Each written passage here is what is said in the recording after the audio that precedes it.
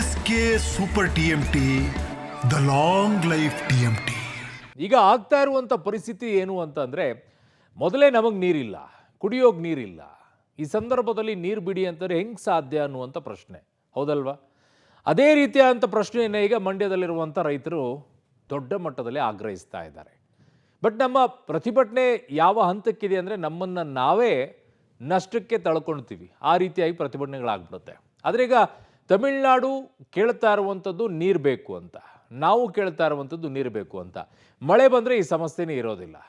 ಆದರೆ ಅದರ ಮಧ್ಯದಲ್ಲಿ ಇದನ್ನೆಲ್ಲ ಪರಿಹಾರವನ್ನು ಮಾಡಬೇಕಾಗಿರುವಂಥದ್ದು CWC. ಅವರು ಏನು ಹೇಳಿದ್ದಾರೆ,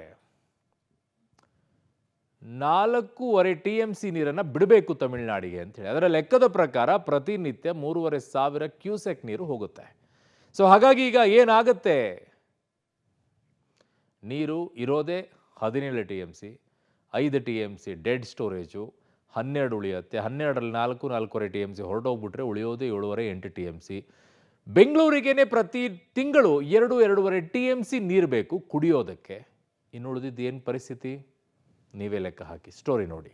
ಬರಗಾಲದಲ್ಲಿ ಕಾವೇರಿ ಕೊಳ್ಳದ ಜನರಿಗೆ ಆಘಾತ. ತಮಿಳುನಾಡಿಗೆ 4 TMC ಹರಿಸಲು ಶಿಫಾರಸು. ಕರ್ನಾಟಕದಿಂದ ನಿತ್ಯ 3,500 ಕ್ಯೂಸೆಕ್ ನೀರು. ಕಾವೇರಿ ನೀರು ಹಂಚಿಕೆ ವಿಚಾರದಲ್ಲಿ ಕರ್ನಾಟಕಕ್ಕೆ ಮತ್ತೊಮ್ಮೆ ತೀವ್ರ ಹಿನ್ನಡೆಯಾಗಿದೆ. ತಮಿಳುನಾಡಿಗೆ ಮುಂದಿನ 15 ದಿನಗಳ ಕಾಲ ಪ್ರತಿನಿತ್ಯ 3,500 ಕ್ಯೂಸೆಕ್ ನೀರು ಹರಿಸುವಂತೆ ಕಾವೇರಿ ನೀರು ನಿಯಂತ್ರಣಾ ಸಮಿತಿ ಶಿಫಾರಸು ಮಾಡಿದೆ. ಸದ್ಯ ಸಮಿತಿಯ ಹೊಸ ನಿರ್ದೇಶನದಿಂದ ರಾಜ್ಯವು ಮುಂದಿನ ಅರ್ಧ ತಿಂಗಳಲ್ಲಿ ಒಟ್ಟು 4.56 TMC ನೀರನ್ನ ನೆರೆ ರಾಜ್ಯಕ್ಕೆ ಹರಿಸಬೇಕಾಗುತ್ತೆ. ಇದು ಕಾವೇರಿ ಕೊಳ್ಳದ ಜನರನ್ನ ರೊಚ್ಚಿಗೆ ಬಿಸಿದೆ. ಕಾವೇರಿ ಜಲಾನಯನ ಪ್ರದೇಶದ ಡ್ಯಾಂಗಳಲ್ಲಿ ಮೊದಲೇ ನೀರಿಲ್ಲ, ನಮಗೆ ಕುಡಿಯೋಕೆ ನೀರಿಲ್ಲ. ಇಂಥ ಸಂದರ್ಭದಲ್ಲಿ ತಮಿಳುನಾಡಿಗೆ ನೀರು ಹರಿಸುವಂತೆ ಕಾವೇರಿ ನೀರು ನಿರ್ವಹಣಾ ಸಮಿತಿ ಶಿಫಾರಸು ಮಾಡಿದೆ. ಸದ್ಯದ ನೀರಿನ ಸಂಗ್ರಹ, ಮಳೆಯ ಅಭಾವ ಹಾಗೂ ಒಳಹರಿವನ್ನು ಪರಾಮರ್ಶಿಸಲು ನಡೆದ CWRC ಸಭೆಯಲ್ಲಿ ಈ ಕಠಿಣ ತೀರ್ಮಾನ ಕೈಗೊಳ್ಳಲಾಗಿದೆ. ಕರ್ನಾಟಕದ ಪರವಾಗಿ ವಾದ ಮಂಡಿಸಿದ ಅಧಿಕಾರಿಗಳು, ನಮ್ಮ ರಾಜ್ಯದ ರೈತರ ಬೆಳೆಗಳಿಗೆ ಹಾಗೂ ನಗರಗಳ ಕುಡಿಯುವ ನೀರಿನ ಅಗತ್ಯಕ್ಕೆ ಮೊದಲು ಆದ್ಯತೆ ನೀಡಬೇಕಾಗಿದೆ. ಪ್ರಸ್ತುತ ಸನ್ನಿವೇಶದಲ್ಲಿ ತಮಿಳುನಾಡಿಗೆ ಹೆಚ್ಚುವರಿ ನೀರು ಹರಿಸಲು ಯಾವುದೇ ಕಾರಣಕ್ಕೂ ಸಾಧ್ಯವಿಲ್ಲ ಎಂದು ಮನವರಿಕೆ ಮಾಡಲು ಯತ್ನಿಸಿದ್ರು. ರಕ್ತ ಕೊಟ್ಟೆವು, ನೀರು ಬಿಡೆವು. ಮಂಡ್ಯದಲ್ಲಿ ಭುಗಿಲೆದ್ದ ರೈತಾಕ್ರೋಶ. ಸಂಜಯ್ ವೃತ್ತದಲ್ಲಿ ಅರೆಬೆತ್ತಲೆ ಪ್ರೊಟೆಸ್ಟ್. ತಮಿಳುನಾಡಿಗೆ 4 TMC ನೀರು ಹರಿಸಲು ಶಿಫಾರಸು ಮಾಡಿದ ಬೆನ್ನಲ್ಲೇ ಮಂಡ್ಯದಲ್ಲಿ ರೈತಾಕ್ರೋಶವನ್ನು ಹೆಚ್ಚಿಸಿದೆ. ಬರಗಾಲದ ಮಧ್ಯೆ ಕಾವೇರಿ ಕೊಳ್ಳದ ಜನರಿಗೆ ಆಘಾತ ಎದುರಾಗಿದೆ. ತಮಿಳುನಾಡಿಗೆ ನೀರು ಹರಿಸದಂತೆ ಮಂಡ್ಯದಲ್ಲಿ ರೈತರು ಪ್ರತಿಭಟನೆ ನಡೆಸಿದ್ರು. ನಮಗೆ ಕುಡಿಯಲು ನೀರಿಲ್ಲ, ತಮಿಳುನಾಡಿಗೆ ಹರಿಸಬೇಕಾ ಎಂದು ಪ್ರಶ್ನಿಸಿದ್ರು. ಹಳೆ ಬೆಂಗಳೂರು ಮೈಸೂರು ಹೆದ್ದಾರಿ ತಡೆದು ಹೋರಾಟ ಮಾಡಿದ್ರು.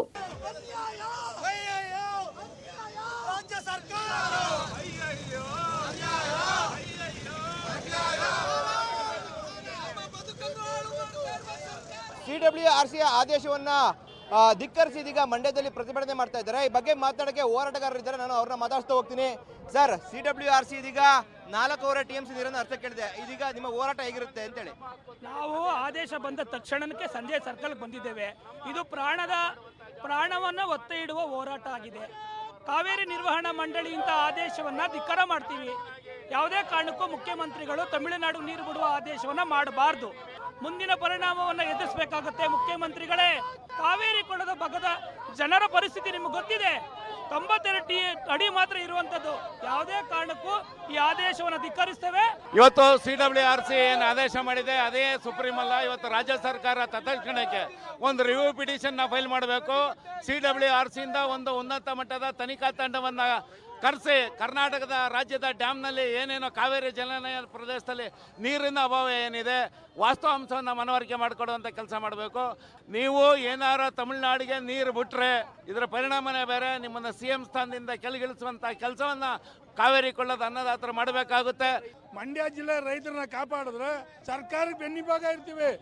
DK ಶಿವಕುಮಾರ್ ಅದೇ ನಿರ್ಧಾರ ತಗೊಳ್ಬೇಕು. ನಾನು ನೀರು ಬಿಡೋದಿಲ್ಲ, ಕುಡಿಗೂ ನೀರಿಲ್ಲ ಅಂತ ಹೇಳಿದವರು ಅವರ ಬೆಳೆ ಬೆಳಿಬೇಡಿ ಅಂತ ಹೇಳಿರುವಾಗ ಅವರು ನೀರು ಬಿಟ್ರೆ ಅವರು ಯಾವುದೇ ಕಾರಣಕ್ಕೂ ಪ್ರಾಧಿಕಾರಕ್ಕೆ ಸವಾಲಾಗಿ ನಿಂತ್ಕೋಬೇಕು.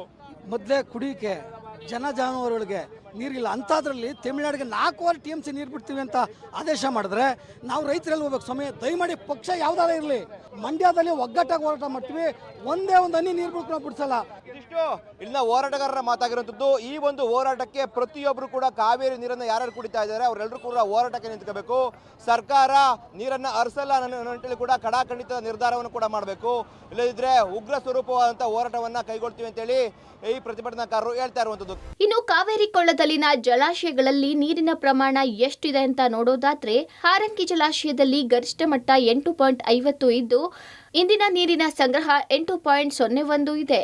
ಹೇಮಾವತಿ ಜಲಾಶಯದ ಗರಿಷ್ಠ ಮಟ್ಟ 37.10, ಇಂದಿನ ನೀರಿನ ಸಂಗ್ರಹ 23.75 TMC. ಕೆಆರ್ಎಸ್ ಗರಿಷ್ಠ ಮಟ್ಟ 49.45 ಇದ್ದು ಇಂದಿನ ನೀರಿನ ಸಂಗ್ರಹ 17.4 TMC ಇದೆ. ಕಬಿನಿ ಜಲಾಶಯದಲ್ಲಿ 19.52 ಗರಿಷ್ಠ ಸಾಮರ್ಥ್ಯ ಇದ್ದು ಇಂದಿನ ನೀರಿನ ಸಂಗ್ರಹ 14.43 TMC ಇದೆ. ಒಟ್ಟು ಕಾವೇರಿ ಬೇಸಿನ್ನಲ್ಲಿ 114.57 ಗರಿಷ್ಠ ಸಾಮರ್ಥ್ಯ ಇದ್ದು ಇಂದಿನ ನೀರಿನ ಸಂಗ್ರಹ 63.23 ಇದೆ. ಕೆಆರ್ಎಸ್ನಲ್ಲಿ 17.39 TMC ನೀರಿದೆ. 15 ದಿನಗಳ ಕಾಲ ತಮಿಳುನಾಡಿಗೆ ನೀರು ಹರಿಸಲು 4.5 TMC ನೀರು ಬೇಕಾಗುತ್ತೆ. ಸದ್ಯ ಕೆಆರ್ಎಸ್ ಜಲಾಶಯದಲ್ಲಿ ಇರುವುದು 17.39 TMC ನೀರು. ಇದರಲ್ಲಿ 5 TMC ಡೆಡ್ ಸ್ಟೋರೇಜ್ ಆಗಿದ್ದು 12 TMC ಮಾತ್ರ ಬಳಕೆಗೆ ಲಭ್ಯವಾಗಿದೆ. ಅದರಲ್ಲೂ 4.5 TMC ನೀರು ಹರಿಸಿದ್ರೆ ದೇವ್ರೇಗತಿ ಎನ್ನುವ ಪರಿಸ್ಥಿತಿ ನಿರ್ಮಾಣವಾಗಿದೆ. ಸಿಡಬ್ಲ್ಯೂಆರ್ಸಿ ನಿರ್ಧಾರವೇ ಅಂತಿಮವಲ್ಲ. ಶಿಫಾರಸು ಬಗ್ಗೆ ಸಿಡಬ್ಲ್ಯೂಎಂಎಗೆ ಮೇಲ್ಮನವಿ ಸಲ್ಲಿಕೆ. ತಮಿಳುನಾಡಿಗೆ ಕಾವೇರಿ ನೀರು ಹರಿಸುವ ವಿಚಾರದಲ್ಲಿ ಸಿಡಬ್ಲ್ಯೂಆರ್ಸಿ ನಿರ್ಧಾರವೇ ಅಂತಿಮವಲ್ಲ. ಸಿಡಬ್ಲ್ಯೂಆರ್ಸಿ ಶಿಫಾರಸು ಬಗ್ಗೆ ಸಿಡಬ್ಲ್ಯೂಎಂಎಗೆ ಮೇಲ್ಮನವಿ ಸಲ್ಲಿಕೆ ಮಾಡಲು ಕರ್ನಾಟಕಕ್ಕೆ ಅವಕಾಶವಿದೆ. ಸದ್ಯದ ಪರಿಸ್ಥಿತಿ ಮನವರಿಕೆ ಮೂಲಕ ನೀರು ಹರಿಸುವ ನಿರ್ಧಾರವನ್ನು ಪ್ರಶ್ನೆ ಮಾಡಬಹುದು. ಒಂದು ವೇಳೆ ಸಿಡಬ್ಲ್ಯೂಎಂಎ ಅಂದ್ರೆ ಕಾವೇರಿ ನೀರು ನಿರ್ವಹಣಾ ಪ್ರಾಧಿಕಾರವು ನೀರು ಹರಿಸಿ ಅಂದ್ರೆ ಕರ್ನಾಟಕಕ್ಕೆ ಬೇರೆ ದಾರಿ ಇಲ್ಲ. CWRC ಮೀಟಿಂಗ್ ಇತ್ತು. ಅವರು 3,500 ಕ್ಯೂಸಿಕ್ಸ್ ನೀರು 15 ದಿನಕ್ಕೆ ಬಿಡಿ ಅಂತ ಹೇಳಿದ್ದಾರೆ. ಹತ್ತಿರ 4 TMC ಅಷ್ಟು ನಮಗೆ ನೀರು ಬೇಕಾಗುತ್ತೆ. ನಾವು CWMAಗೆ ಅಪೀಲ್ ಹೋಗ್ಬೋದು, ಅದು ತೀರ್ಮಾನ ಮಾಡಬೇಕು. ಅಪೀಲ್ ಹೋಗಬೇಕು ಬೇಡ ಅಂತ ಮುಖ್ಯಮಂತ್ರಿಗಳ ಹತ್ರ ಚರ್ಚೆ ಮಾಡಿ ತೀರ್ಮಾನ ತಗೊಳ್ತೀವಿ. 3,500 ಕ್ಯೂಸೆಕ್ಸು 15 ದಿನ, 11,500 ಅಂದ್ಕೊಳ್ಳಿ, 3,500 ಕ್ಯೂಸೆಕ್ಸ್ 15 ದಿನ ಬಿಡಬೇಕು ಅಂತ ಅವರು ಕೊಟ್ಟಿದ್ದಾರೆ. 15 ದಿನಕ್ಕೆ ಮುಂಚೆ ಮಳೆ ಬರದೇ ಇದ್ದರೆ ಇನ್ನೂ ತೀವ್ರ ಕೊರತೆ ಆಗಿರೋದು. ಬಂದಿದ್ದರಿಂದ ಸ್ವಲ್ಪ ಆದರೂ ಉಸಿರಾಡ್ಬೋದು. ನಮ್ಮ ನೀರು ನಮ್ಮ ಹಕ್ಕು ಅಂತ ಪಾದಯಾತ್ರೆ ಮಾಡಿದ್ರು ಮುಖ್ಯಮಂತ್ರಿಗಳು. ಒಳನಾಡಿನಲ್ಲಿರುವಂಥ ಜಲಾಶಯಗಳಿಗೆ ನೀವು ಒಂದನಿ ನೀರನ್ನು ಹೊರಗಡೆಗೆ ಬಿಟ್ಟಿಲ್ಲ. ಕುಡಿಯೋ ನೀರಿಗೆ ನೀರು ಬೇಕು ಅಂತ ನೀವೇ ಹೇಳಿದಿರಿ.